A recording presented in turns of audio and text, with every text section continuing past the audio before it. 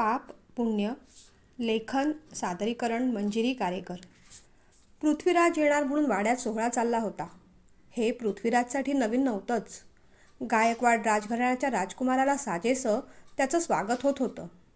स्वातंत्र्यानंतर राजघराण्यांना फार हक्क उरले नसले तरी त्यांचा रुतबा आणि रुबाब तसाच कायम होता.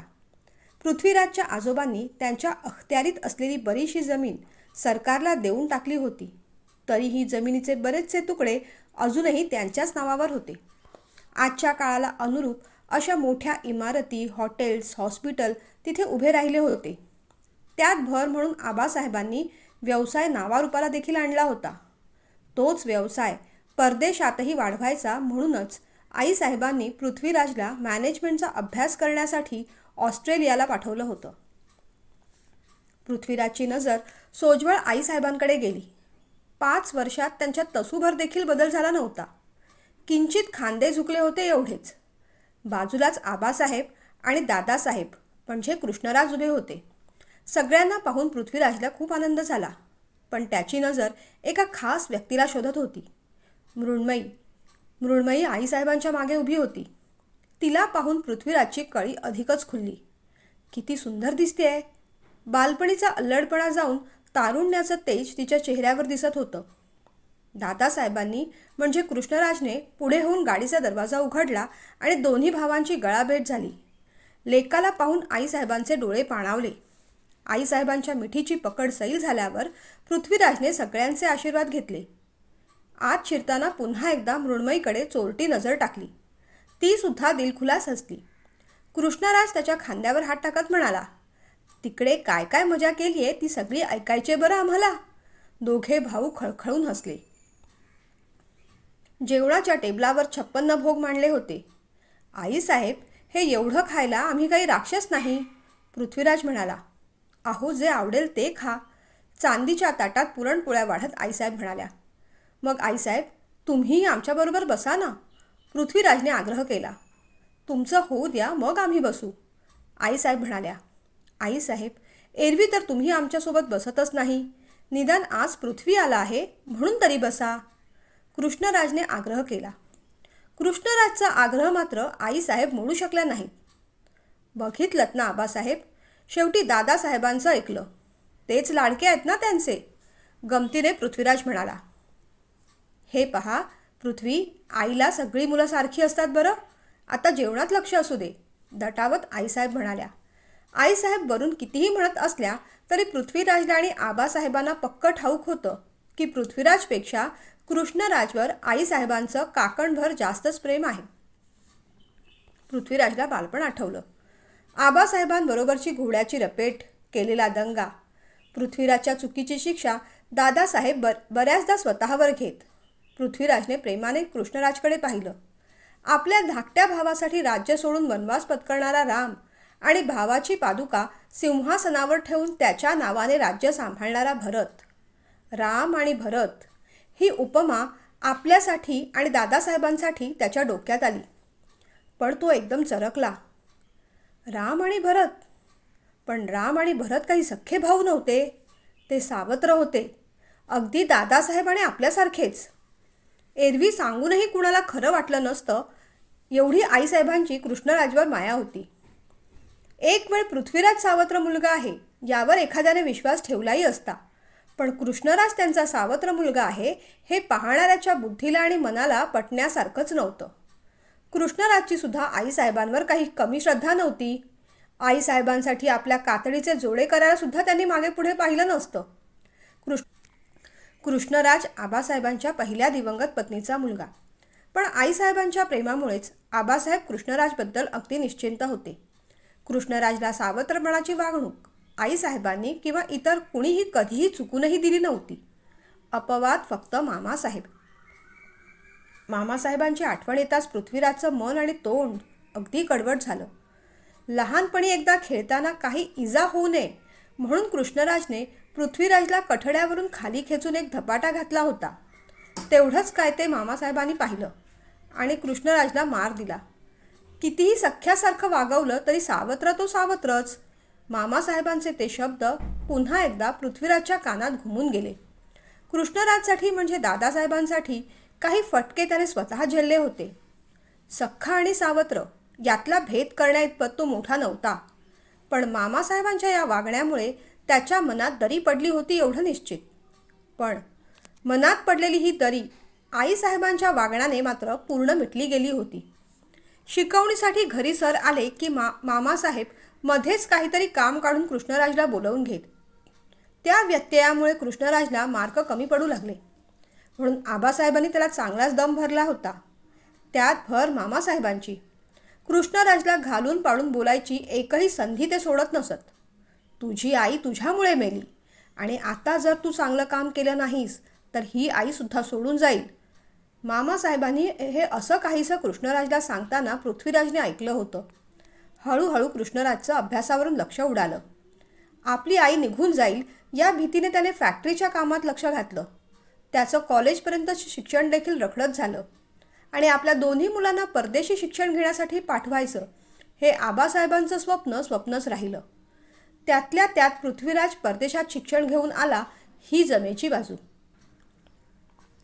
रात्री मोकळ्या चांदण्यात पृथ्वीराज समोरच्या बंगल्याकडे टक लावून बसला होता. समोरच्या बंगल्याकडे एवढं टक लावून काय पाहताय? मृण्मयीलाच शोधताय ना? पृथ्वीराज चरकला. तो काही बोलणार किंवा कोणत्याही गोष्टीचं स्पष्टीकरण देणार त्याआधीच आईसाहेब म्हणाल्या, पृथ्वी, तुम्ही आमच्या काळजाचा तुकडा आहात. तुमचं मन आम्ही जाणणार नाही का? एकदा का कृष्णाचं लग्न ठरवलं की आम्ही स्वतः दिवाणजींकडे तुमच्यासाठी मृण्मयीचा हात मागू. ते ऐकून पृथ्वीराजच्या चेहऱ्यावर लाली पसरली. पृथ्वीराज दादासाहेबांबरोबर ऑफिसला जाऊ लागला. कृष्णराज किती गलथान आणि स्वार्थी आहे हे सांगून मामासाहेबांनी पृथ्वीराजचे कान भरायचा प्रयत्न देखील केला. पृथ्वीराजने त्याच क्षणी त्यांना झिडकारलं. खरं तर पृथ्वीराज परदेशी शिक्षण घेऊन आलेला, पण जे काही प्रॉब्लेम पुढे येत होते ते चुटकीसरशी कृष्णराजच सोडवत होता. नुसता पैसाच नाही तर त्याने माणसंही जोडली होती. त्याच्या बुद्धिमत्तेपुढे, अनुभवापुढे आपली डिग्री थोटकीच असं पृथ्वीराजला वाटून गेलं. एके दिवशी अचानक आबासाहेबांनी विषय काढला. कृष्णा, पृथ्वी, आज आम्हाला एका महत्त्वाच्या विषयावर तुमच्याशी बोलायचं आहे. तसे तुम्ही दोघेही जबाबदार आहात, समजदार आहात. माझ्या पश्चात वाड्याचा, गावाचा आणि आपल्या व्यवसायाचा डामडौल निश्चितच सांभाळू शकाल अशी मला खात्री आहे. देव दयेने आपल्याला काहीही कमी नाही, कशाचीही कमी नाही. पण आता ही जबाबदारी तुमच्यावर सोपवून या जबाबदारीतून मुक्त व्हायला हवं असं मला वाटतं. आपलं घराणं मोठं, अधिकार मोठे, त्याच अनुषंगाने येणारे कर्तव्य, जबाबदाऱ्या देखील मोठ्याच. म्हणून सावधगिरीचा इशारा द्यावासा वाटतो. दोघांनाही सांगतो, आतताईपणे कोणताही निर्णय घेऊ नका आणि या वाड्याच्या इभ्रतीला धक्का पोहोचेल किंवा आपापसातलं नातं कायमचं संपेल असं कधीही वागू नका. बाकी तुम्ही सुज्ञ आहात, म्हणून जी काही संपत्ती आहे ती निम्मी मी तुम्हा दोघांच्या नावावर करून देणार आहे. आबासाहेबांना पुढचं काहीच बोलू न देता आईसाहेब गरजल्या, अहो, ही अशी निर्वानिर्वीची भाषा कशाला? आणि आपल्या मुलांना आपण ओळखत का नाही? संपत्तीची वाटणी आत्ताच करून दोघांमध्ये फूट पाडायची आहे का? आईसाहेबांच्या बोलण्याला दोन्ही मुलांनी दुजोरा दिला. आबासाहेब, कसली घाई? आम्हाला आमच्या नावावर काही नको आणि पुन्हा हा विषयसुद्धा नको. कृष्णराज बोलून गेला. पृथ्वीराजने सुद्धा आपल्या भावाला पाठिंबा दिला. तुम्हा सगळ्यांच्या भावना मला दुखवायच्या नाहीत, पण काही निर्णय योग्य वेळेस घेतले की ते सगळ्यांच्या हिताचे ठरतात. माझा निर्णय झालाय. 2 दिवसात वकील येतील असं म्हणून आबासाहेब तिथून निघून गेले. अगदी त्याच रात्री आबासाहेब पृथ्वीराजच्या खोलीत आले. ते बरेच अस्वस्थ वाटत होते. पृथ्वी, देव न करो, पण आमचं काही बरं वाईट झालं तर कृष्णराजला कधी अंतर देऊ नकोस. आबासाहेबांचं ते बोलणं ऐकून पृथ्वीराज गोंधळला. फार काही बोलायला आबासाहेब मागे थांबलेच नाहीत. निघताना फक्त एवढेच म्हणाले, मामासाहेबांपासून सांभाळून. तेच त्यांचे शेवटचे शब्द. दुसऱ्या दिवशी आबासाहेब उठलेच नाहीत. दुर्दैव असं की शेवटच्या क्षणी आईसाहेबसुद्धा त्यांच्याबरोबर नव्हत्या. आईसाहेब देवघरात रात्रभर पारायण करत होत्या. पहाटे येऊन पाहतात तर आबासाहेब निश्चित पडले होते. आईसाहेबांचा आक्रोश त्या वाड्याला सहनच झाला नाही. दुःखाने वाडा कोलमडला. पृथ्वीराज खचला. दिवस कार्य झाले. सगळं शांत झालं. कृष्णराजवर सुद्धा हा मोठा आघातच होता. पण खचलेल्या पृथ्वीला आणि आईसाहेबांना सांभाळण्याची मोठी जबाबदारी त्याच्यावर येऊन पडली होती. म्हणून त्याने स्वतःचं दुःख दाबून टाकलं होतं. हळूहळू पृथ्वीराज सावरला. मामासाहेबांच्या कुरबुरी पण काही कमी होत नव्हत्या. कृष्णराजबद्दल ते पृथ्वीराजच्या मनात वाईट साईट भरवतच राहिले. आपल्या लाडक्या भावाबद्दलचं वाईट बोलणं पृथ्वीराजला सहन झालं नाही. म्हणून पृथ्वीराजने एकदा मामासाहेबांना चांगलंच फटकारलं. मामासाहेब, उद्यापासून तुम्ही फॅक्टरीवर आला नाहीत तरी चालेल. तुमचा पगार आम्ही घरी पाठवत जाऊ. आपल्या या निर्णयामुळे आता आईसाहेब दुखावतील की काय, अशी भीती पृथ्वीराजला वाटली होती. आईसाहेबांना कशी सांगावी ही गोष्ट, असा प्रश्नही त्याला पडला. पण जेव्हा ही गोष्ट आईसाहेबांना कळली तेव्हा आईसाहेबांनी त्याचं कौतुकच केलं. अरे पृथ्वी, माझ्या 2 मुलांमध्ये जर कोणी फूट पाडत असेल तर त्याला बाजूला काढून टाका, मग तो माझा भाऊच का असेना. त्यावेळी आईसाहेबांचं पृथ्वीला कौतुक वाटलं.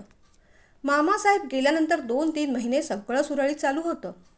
हळूहळू आईसाहेबसुद्धा सावरल्या. एकदा गप्पा चालू असताना कृष्णराज छेड काढू लागला. काय रे पृथ्वी, एवढी वर्ष परदेशात राहिलास, तिथली एखादी मुलगी आवडली की नाही? तसंही दादापासून पृथ्वीला काही लपवायचं नव्हतं. तो म्हणाला, माझं राहू दे. जोपर्यंत तुमचं लग्न होत नाही तोपर्यंत माझ्या लग्नाचा विचार करायचा नाही, असा आईसाहेबांचा हुकूम आहे. तेव्हा तुम्हाला कुणी आवडली की नाही ते आधी सांगा आणि खोटं बोलू नका हं, शपथ आहे माझी. त्याच्या खांद्यावर हात ठेवत कृष्णराज म्हणाला, शपथ कशाला? आणि तुझ्यापासून ते काय लपवायचं? आईसाहेबांना आबासाहेबांना माहीतच होतं. आता तुलाही सांगतो. माझं मृण्मयीवर प्रेम आहे आणि तिचंही माझ्यावर. आम्हा दोघांना लग्न करायचं आहे. आबासाहेब गेले आणि आईसाहेब इतक्या हळव्या झाल्यात की आता हा विषय इतक्यात तरी आईसाहेबांकडे काढायला नकोसं वाटतो. कृष्णराजचं ते बोलणं ऐकून पृथ्वीराजच्या पायाखालची जमीन सरकली. मृण्मयी आणि दादासाहेब? पण मग हे सत्य माहीत असून आईसाहेबांनी आपल्या आणि मृण्मयीच्या लग्नाचा प्रस्ताव मांडला कसा? तो काही विचारणार तेवढ्यात कृष्णराजला कामाचा फोन आला आणि तो निघून गेला. पृथ्वीराजचं डोकं भणभणत होतं. त्या क्षणीच प्रेमात मागे हटण्याचा त्याने निश्चय केला. वाईट वाटत असलं तरी भावाच्या सुखातच त्याचं सुख होतं. त्या क्षणापासून मृण्मयीचे विचार त्याने मनातून काढून टाकले, कायमचे. या विषयावर आईसाहेबांशी देखील लवकरात लवकर बोलायला हवं. त्याचं मन बेचैन झालं होतं. खोलीतून तो खाली उतरला. आईसाहेबांच्या खोलीकडे जाऊ लागला. 11 वाजून गेले होते. वाडा सामसूम झाला होता. आता आईसाहेब झोपल्याच असणार, असा विचार करून तो वळणार तितक्यात आईसाहेबांच्या खिडकीतून त्याला कोणाच्या तरी कुजबुजण्याचा आवाज आला. दबक्या पावलांनी पुढे जाऊन पाहिलं तर मामासाहेब होते. आईसाहेबांना कसली तरी धमकी देत होते का चेतावणी, कुणास ठाऊक. क्षणभर त्याची पावलं तिथेच थबकली. मग मात्र सुन्न मनाने तो खाली उतरला. तो वाड्याच्या मागच्या बाजूला गेला. वाड्याच्या मागच्या बाजूला सहसा कोणी जात नसे. आपल्या भावनांचा, विचारांचा निचरा त्याला करायचा होता. म्हणून त्याला एकांत हवा होता. त्याचं चित्त थाऱ्यावर नव्हतं. तो उठला. त्याच्या पायाला काहीतरी लागलं. मोबाईल टॉर्चमध्ये त्याने पाहिलं. तो अस्थमा पफ होता. आणि मग त्याचे डोळे विस्फारले गेले. हा पफ इथे? डोक्यावर कोणीतरी हातोड्याने घणाघण घाव घालावे असं त्याचं झालं. पृथ्वीराजला आता कृष्णराजची काळजी वाटू लागली. मामासाहेब कोणत्या थराला जाऊ शकतात याची त्याला पूर्ण कल्पना आली होती. तो सतत कृष्णराजबरोबर असायचा. आबासाहेबांच्या जाण्यामुळे बहुतेक पृथ्वी बिथरला आहे असं वाटून कृष्णराजसुद्धा त्याच्याबरोबर राहायचा. श्रावण महिन्यात गावात मोठा उत्सव. प्रत्येक वर्षी गायकवाडांकडून महादेवासमोर अभिषेक. गाव जेवण असतं. आबासाहेब सगळं स्वखुशीने करायचे. यावर्षी आईसाहेबांनी ही जबाबदारी कृष्णराजवर टाकली होती. देवळात निघण्यापूर्वी मामासाहेब वाड्यावर आले तेव्हाच काहीतरी घात नक्की होणार याची कुणकुण पृथ्वीराजला लागली.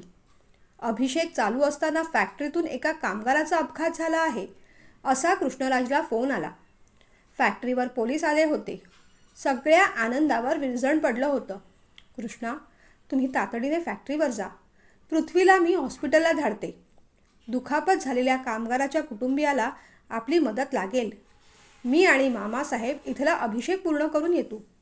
देवाचं कार्य आहे असं अर्ध्यावर टाकणं योग्य नाही. आता वेळ दवडायला नको. निघा तुम्ही. आईचं म्हणणं पडत्या फळाची आज्ञा मानून कृष्णराज त्याची गाडी घेऊन फॅक्टरीवर गेला. पृथ्वी हॉस्पिटलमध्ये पोहोचला. त्या कामगारासाठी होईल ती सगळी मदत त्याने केली. आता पुढचं सगळं चित्र त्याला स्पष्ट दिसत होतं. त्याच्या अपेक्षेप्रमाणे इन्स्पेक्टर शिर्क्यांचा फोन आला. साहेब, आईसाहेबांच्या गाडीला अपघात झालाय. त्यांना आणि मामासाहेबांना जीवन हॉस्पिटलमध्ये ॲडमिट केलं आहे. शांतपणे पृथ्वीराज या हॉस्पिटलमधून दुसऱ्या हॉस्पिटलमध्ये निघाला. आईसाहेबांचं आणि मामासाहेबांचं पांढऱ्या कपड्याखाली झाकलेलं पार्थिव आणि कृष्णराजचा आक्रोश दोन्ही त्याला असह्य झालं. आबासाहेब गेल्यानंतर खंबीर राहिलेला कृष्णराज आईसाहेबांच्या जाण्याने मात्र पूर्ण कोलमडला होता. दादासाहेबांना सांभाळायची जबाबदारी आता पृथ्वीराजवर येऊन पडली. त्याने कृष्णराजला थोपटलं, त्याचं सांत्वन केलं. प्रत्येक दुःखावर काळ हेच औषध असतं. दिवस लोटले. मग पृथ्वीराजने एकदा स्वतःच कृष्णराजकडे विषय काढला.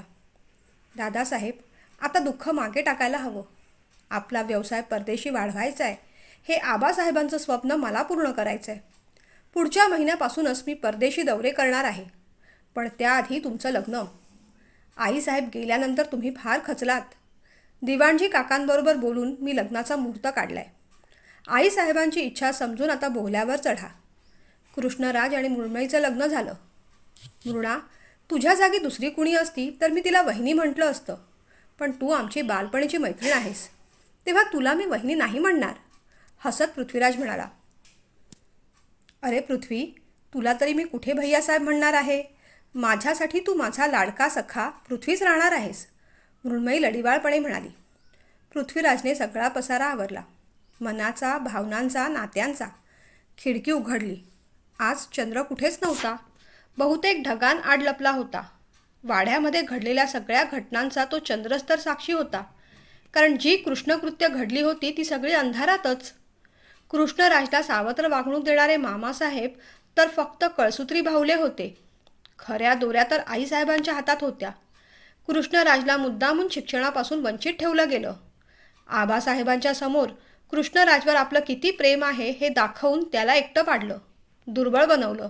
दुसरीकडे पृथ्वीराजला मात्र भक्कम बनवलं.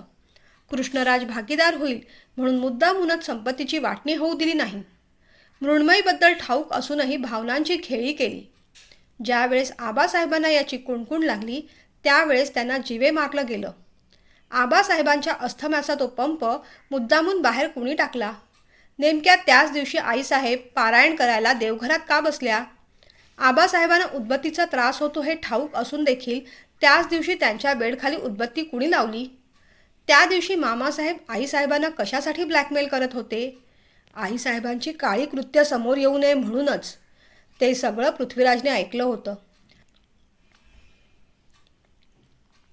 अभिषेकाच्या दिवशी गाड्या पार्क झाल्यानंतर पैसे देऊन कृष्णराजच्या गाडीचे ब्रेक फेल करण्याचं कारस्थान चालू होतं. त्यासाठीच फॅक्टरीवर कामगाराचा अपघात घडवला गेला होता. ते सगळं ऐकून पृथ्वीराजचं डोकं त्या दिवशी फुटायला आलं होतं. त्याला आईसाहेबांचा खरा चेहरा कृष्णराज समोर आणायचा होता. पण त्या क्षणी आबासाहेबांचे शब्द आठवले. नातं कायमचं संपेल असं कधीही वागू नका. आईसाहेबांची प्रतिमा शेवटपर्यंत उजळ राहणं हे वाड्याच्या, गावाच्या, मुख्य म्हणजे कृष्णराजच्या भल्याचं होतं. सत्य समोर आलं असतं तर कृष्णराज कायमचा ढासळला असता. नात्यावरचा, प्रेमावरचा, आईच्या मायेवरचा त्याचा विश्वास कायमचा ढेपाळला असता. म्हणूनच पृथ्वीराजने कटामध्ये आणखीन एक प्रतिकट रचला. ब्रेक फेल करायला आलेल्या माणसाला धमकावून जास्त पैसे देऊन त्याने आईसाहेबांच्या गाडीचे ब्रेक फेल केले. आईसाहेबांचं जाणं आणि संपणं गरजेचं होतं. कारण त्या जगल्या असत्या तर कदाचित कृष्णराज जिवंत राहू शकला नसता. पुन्हा एकदा महाभारत घडलं असतं. महाभारताची नव्हे तर रामायणाची पुनरावृत्ती व्हायला हवी होती. पृथ्वीराजला ती घडवायची होती. आंधळ्या पुत्रप्रेमामुळे महाभारत घडलं. भावांनीच भावांचा सर्वनाश केला. पण हा अनर्थ पृथ्वीराजला टाळायचा होता. त्याच्या डोळ्यात देखत होणाऱ्या वाड्याचा सर्वनाश पृथ्वीराजने त्याच्या परीने तरी रोखला होता. आता प्रश्न होता, पृथ्वीराजने केलं होतं ते पाप होतं का पुण्य? परदेशी जायच्या आधी कृष्णराजच्या नकळत वकिलांकडून सगळी संपत्ती त्याने कृष्णराजच्या नावे करून दिली होती. संपत्तीवरचे सगळे हक्क त्याने सोडले होते. एवढी वर्ष फसवणूक आणि अन्याय झालेल्या कृष्णराजची भरपाई करणं तर शक्य नव्हतं. पण आईसाहेबांनी केलेल्या पापाचं परिमार्जन त्याला अशा पद्धतीने तरी करायचंच होतं. कुठेतरी आईसाहेबांनी त्याच्यावरच्या प्रेमापोटी हे सगळं केलं होतं. हळव्या झालेल्या कृष्णराजचे डोळे भरून आले. गदगद होऊन तो म्हणाला, पृथ्वी लवकर ये हां, आम्ही वाट पाहतोय. पृथ्वीराज हसला. पण पृथ्वीराज निघाला होता तो कायमच्या वनवासासाठीच. अश्रूंनी धुसर झालेल्या त्याच्या डोळ्यांना फक्त श्रीराम आणि भरताची छवी आता अगदी स्पष्ट दिसत होती.